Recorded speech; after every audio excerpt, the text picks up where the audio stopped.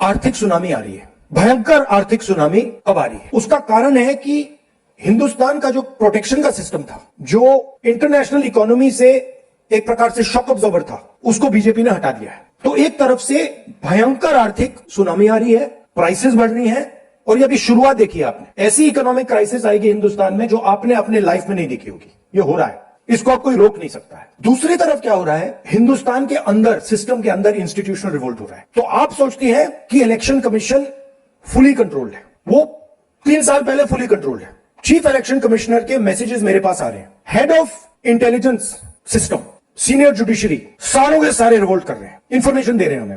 तो जो कंट्रोल का सिस्टम था एक तरफ से, वो कोलैप्स कर रहा है अंदर से, क्योंकि लोगों को दिख रहा है कि जनता का प्रेशर अब ऐसा भयंकर आएगा, अगर हम इस रास्ते पे चलते गए तो हमारे लिए रिस्क हो जाएगा। आप क्या सोचते हो, अगर जनता को मालूम है कि इलेक्शन सिस्टम रिग्ड है, और जनता की मतलब इकोनॉमिक प्रेशर, गरीबी, दर्द के कारण जनता में गुस्सा आ गया, आप क्या सोचते हो कि इलेक्शन कमिश्नर को डर नहीं लगेगा कल क्या होने वाला है? तो अब क्या हो रहा है, सिस्टम अंदर से ऐसे हिल रहा है पूरा।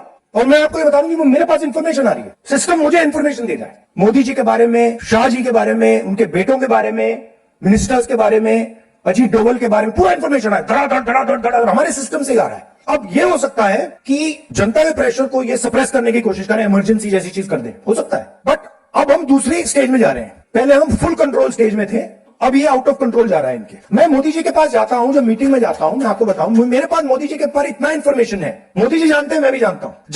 जब मैं उनसे मिलता हूं, भैया हाथ में हाथ लगाना रहा,